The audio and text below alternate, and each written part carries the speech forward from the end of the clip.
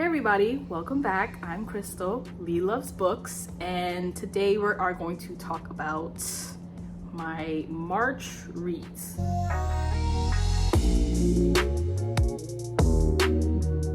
March was definitely a decent reading month for me. I had a couple of arcs, but everything else was just kind of going with the flow. I also did participate in the trans rights readathon, had a great time with that as well. And this is just a little bit of a quick thought, maybe including some ratings. If you are more curious to see like full detailed paragraphs that I wrote on Goodreads, I will link that down below.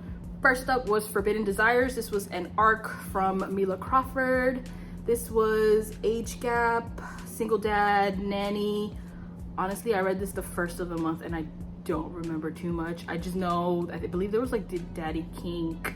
It's Mila Crawford. She's typically very spicy, smutty, good time.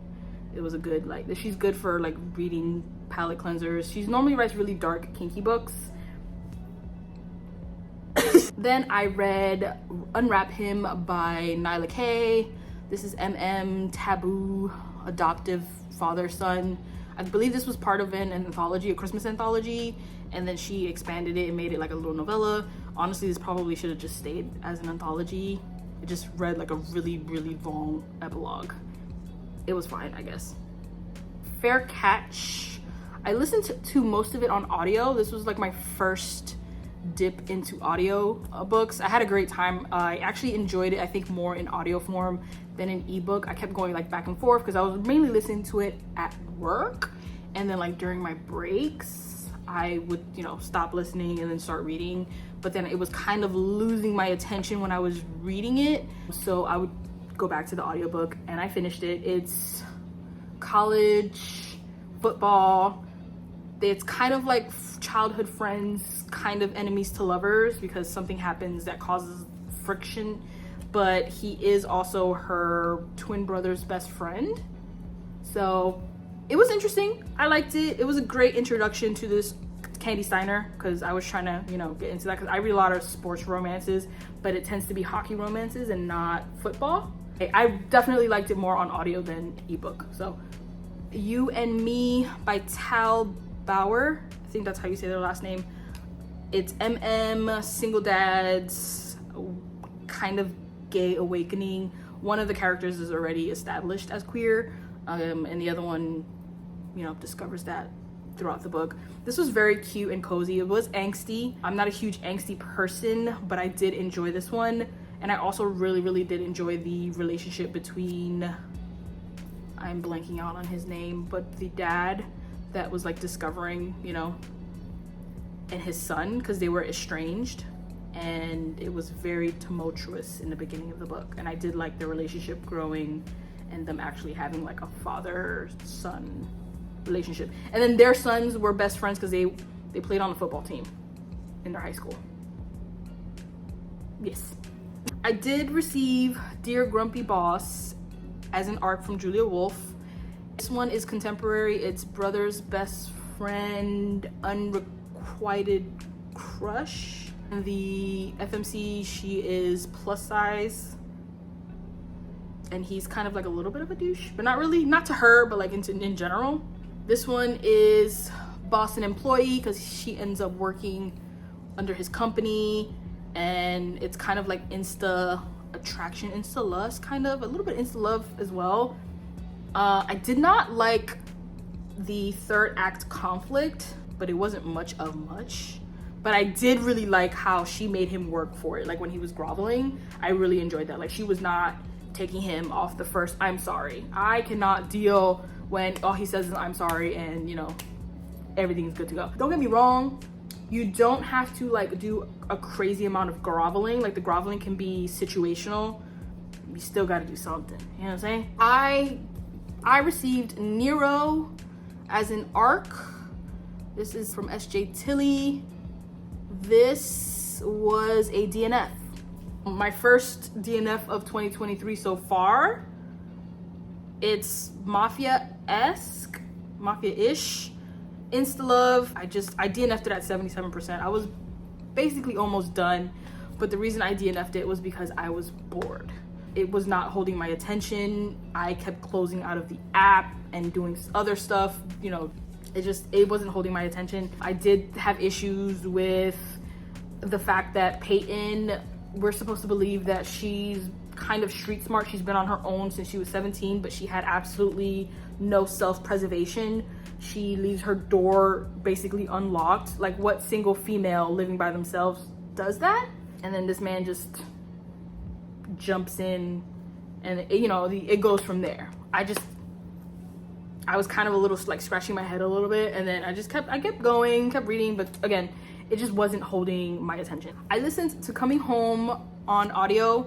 This was a great time. I listened to this in under, I want to say 2 hours maybe, and I really enjoyed like the aspects of like the friend group and stuff like that. This is Black romance. It's also second chance. The characters are in their early 40s, and it's basically a right person, wrong time situation, and they get together, the homecoming of their college, because they're alumni from HBCU, and the MMC, his daughter, also went to the same college, and she was I believe she was nominated, or she had won homecoming queen, and it goes from there.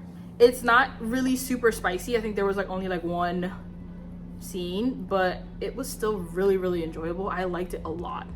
I also read in ebook form the Patreon Spankings and Four Leaf Clovers by Jenika Snow. This is only available in her Patreon. However, there are 3 short stories that she's already put out. She just combines them. The cover is absolutely like gorgeous. I love them. These were like quick palette cleansers, something just to get me, to continue reading, because I think I had hit a little bit of a slump, but it was mainly because of work. It was good. Good time. Next was Blind Side by Kandi Steiner. I did this 50-50 on audio and ebook. I liked this one a lot more than Fair Catch. I can see why everyone was telling me that Clay was book boyfriend material. This is kind of like fake dating rebound, because he gets broken up with. He gets broken up with. He's, a jock, and she's a bookworm that helps with the media consulting or training for the campus.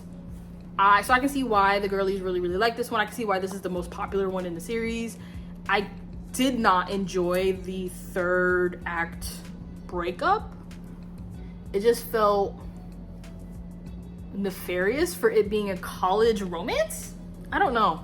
And I mean, they got back together obviously, and all is forgiven, but the breakup was just not my favorite.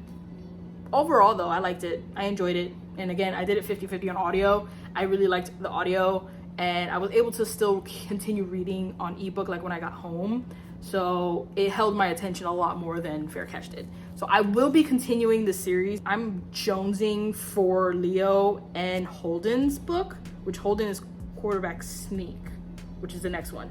So I will probably be starting that in April to continue and finish the series. Then I did When You Know by Jessa Kane. Jessa Kane is on her own scale for me. She does not follow the typical ratings that I do for regular books, because if you've read a Jessa Kane novella, because we don't really know who they are, they're out of control. So this, on the Jessa Kane vibes rating, 5 out of 5. So good. I mean, it's actually very tame considering compared to their other older stuff. They write some out-of-pocket stuff. Like, I don't know if you guys have read the Granddaddy one. I'm gonna leave it at that. One of my highest anticipated reads of March was Highest Bidder, and I did receive this as an ARC from Sara in her PA. This is age gap 35 years. She's 21, he's 56. Billionaire, he's super wealthy. Kind of forbidden because he is her mom's ex. Yeah, he's a pleasure dom. Moment of silence for that, because that is my favorite. The person that sold this book for me was Ronan. I really loved his character.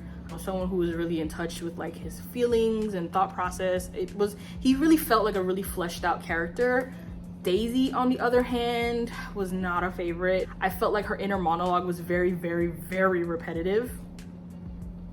It's like we got it, like how many times she kept reminding us that like he was involved with her mother in some way or fashion. She didn't know in the beginning, and obviously as, you know, the story progresses, she realizes. I didn't like her thought process. I thought keeping the secret for as long as she did was not good. I don't know. And then he's a pleasure dom. Spoilers, time out. You might want to skip a little bit. He's a pleasure dom, but she decides that she wants to start engaging in pain play, mainly to like punish herself. He's very uncomfortable with it, but he's gonna go ahead and do it because he believes that this brings her pleasure, even though he knows in the back of his head that something's not quite right. That made me very uncomfy, because my thing is, even if he's the dominant one, if he's uncomfortable, why? But I did enjoy overall the story. It does have a trope that I know a lot of people don't care for, and that is, so you've been warned if you haven't read it yet. I don't think that's actually mentioned a lot.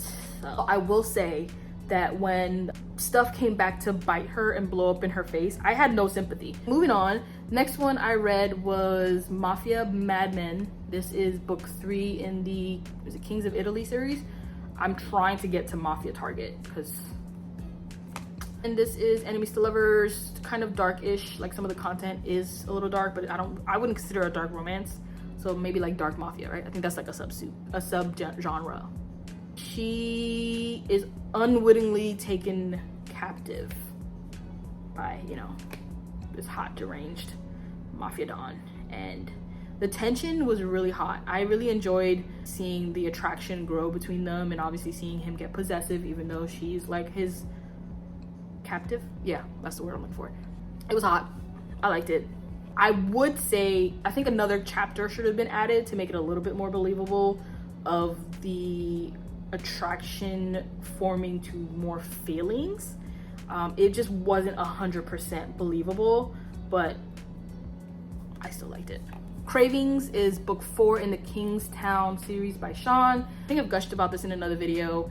This is my absolute favorite of the series. This is strangers to lovers, meet cute, and it's all about open communication in a relationship. It is a Black romance. I really enjoyed it. It's my favorite in the entire series. They're both, Gabriel is very dominant, however he still gives up the reins, and I love when like the women, you know, take control over their dominant man for a little bit. There's mutual praising. It was really hot. No complaints over this one. I'm just waiting for the author to eventually put these all in a paperback so I can get them. I want them on my shelves. The Finisher is a buddy read that I'm doing with my friend Jess. I was told that this would probably be the best one for me, my favorite of the series, and I have to agree. I was also told to picture him as Jason Momoa, and that absolutely heightened the entire reading experience for me.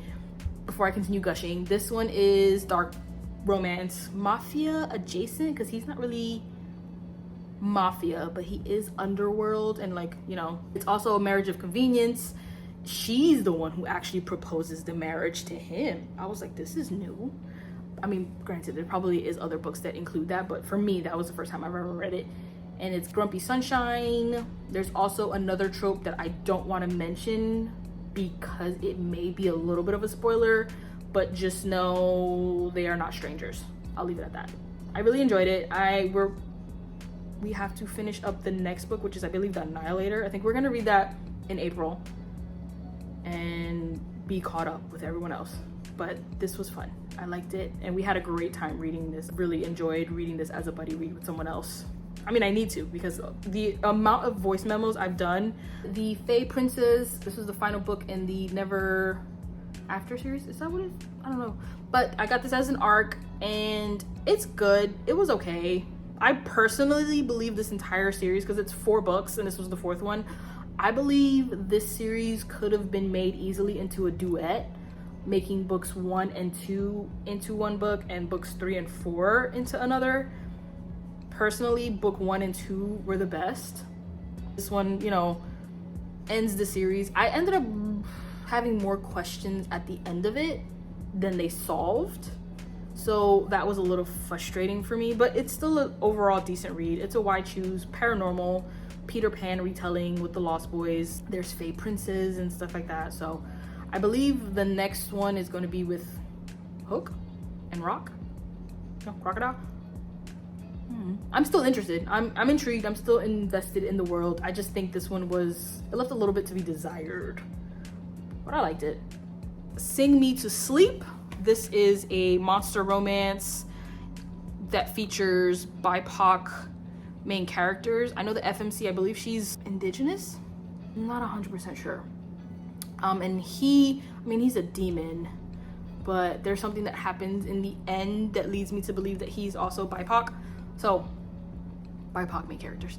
She is afraid to sleep because she has night terrors and after suffering a family tragedy. So definitely check your trigger warnings on this one. And it's so hot. I really enjoyed the writing style, and it was spicy. I wouldn't say it was like crazy kinky, but it was spicy. He has an appendage. He has a tail. We love tails. And I believe it vibrated, and his tongue. Oh my God, his tongue. He's able to like extend it and all. I had a great time. One thing I will say is I did not expect this book to have as much plot as it did. I believe it's under 200 pages, and that's it of this book. Like, it doesn't continue on, and the way it ends makes you believe that it's going to be continuing on. However, I believe this book was written in 2020 or 2021, and that's it. The author's like written other stuff. Like, this is it. I don't know. I just hope they see that there's like, you know, interest coming in this again. And I always love reading about like angels and demons and fighting and stuff like that. So it was a lot of plot for a novella. I liked it. Drag Me Up by R.M Virtues as well. This is a Hades and Persephone retelling. They are humans, they're not gods. This is a Black romance. It features a trans FMC and a demisexual MMC, which I really enjoyed. I like the dynamic between these two. It was very much instant attraction in a sense, but they weren't 100% sure. It took some time for them to actually like do anything, but once they did, oh my God, they were so hot for each other. There's also a FFM scene in here that I was not expecting and pleasantly surprised. This also has very heavily talks of found family trope, which is probably one of my favorite tropes, right besides age gap. A little bit of a plot, and I will be continuing on. This book is not in Kindle Unlimited. I did actually have to purchase it, and I believe the other books as well are not in Kindle Unlimited currently. That could change, but as of right now, it's not in Kindle Unlimited. In this book, or in this series, should I say, we do not like Zeus at all. So I will say that I think this was a little bit very close to, you know, the mythology that we're all aware of when it comes to Zeus. Yeah, I will be continuing on with this series, and the writing again is very good. I liked the writing. I enjoyed it. SkyDive, and this is an MM kind of I believe it's an Omega verse. At least they had the dynamics of Alpha and Omega, and you know, nodding, and this has Mpreg. I know some people are not familiar with Mpreg, and that is when the male is actually able to hold a pregnancy and give birth. This one is, I believe, Fated Mates, because he's a dragon, and yeah, it was a lot. They were doing it constantly. Very spicy. It was very interesting in terms of like how their anatomy worked, changes that made their bodies go through in order for them to consummate the mating and also prepare their body for breeding, because there was a lot of breeding kink in this. There is no pregnancy until the end. I don't know what to rate it, so I haven't rated it yet, because I did find myself a little bored reading it because there was so much spice. They were doing it like literally every single chapter, so I ended up getting a little bored after a while, but I was very intrigued to see how it finished, because every author does Omega verse very differently, and especially with Mpreg. Overall, I liked it. Don't know what to rate it. Almost DNF'd it, but didn't. And the final 3 books that I read in March, this is from, I think it's a co-write, Eden Findley and Saxon James, and it's their college series. Power plays and straight A's, face-offs and cheap shots, goal lines and first time. These are College Hockey. The first book, both characters are already established queer men. However, they didn't know that, you know, the other person thought the other person was, you know, cute and wanted to be with them. It is like brother's best friend, like a little bit forbidden, but not really. That one was really, really cute. It's also like opposites attract, because one, he's a jock, and the other one, he's kind of like a nerd. Like, he's going for his master's, like 21, 22. So he's very, very smart. That one was cute. I just kept reading because, like, I don't know what it was about this series, but I was hooked. I wouldn't say it's like the greatest, like, oh my god, this was so good, because the writing did feel a little juvenile, but I was intrigued. A second one is sexual awakening for both characters, a little bit of enemies to lovers, or not enemies to lovers, more like rivals to lovers. Third one is also a little sexual awakening, but with a twist in a sense, like secret identity, like dating on an app and stuff like that, but they actually don't realize that they do know each other in real life. I liked books 1 and 3. I think all of them, they're okay. I'm still gonna probably finish the series because I'm intrigued to see the other characters, because each character in the series is introduced in the book prior. That is my monthly wrap up. The sun was not my friend today, but I didn't record last week because I was sick. So most of my ratings and reviews can be found on Goodreads. I also do talk about them on Instagram. If the book has me going feral, I will also mention it in my stories. Thank you for watching the entire video. If you did, hopefully you did not get like super bored, but thanks for watching. Have a good one.